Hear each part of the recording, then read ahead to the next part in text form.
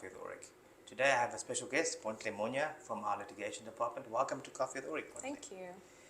I'm going to carry on the conversation on rentals and more specifically when a tenant does not pay their rental. What can a landlord and or managing agent do? And Bontle, as a litigator, can you give us some insights? Yes. So the first thing you want to do is act fast. You want to engage your tenant and find out exactly why they haven't paid.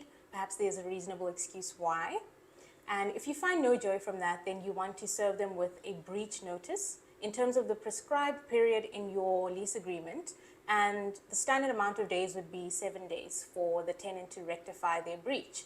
And if you still find no joy there, if they don't make payment, then you can either cancel the lease agreement and or institute legal proceedings to recover the arrear rental. Great, thank you. I think the key there is obviously to act fast and then serve the notice. On serving the notice, Bontle, how do you serve this notice? How do you do it?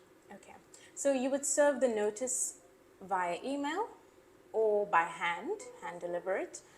It's very important that in your lease agreement you have a section that deals with exactly where and how to serve this notice.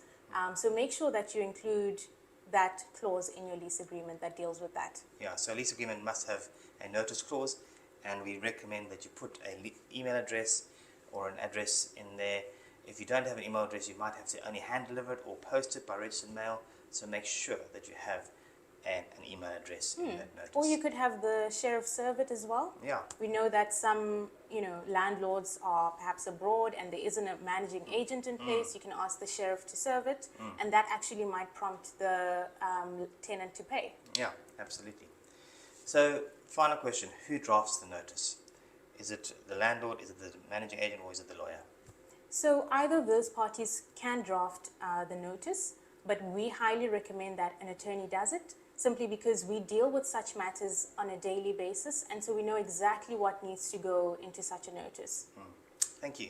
Bontle, thank you for your time. We will carry on the conversation next week on evictions. If you've enjoyed this, please like and share. If you have any suggestions for topics on Coffee with Ulrik, please also share that with us. Thank you very much. Thank you. Bye. Thank you.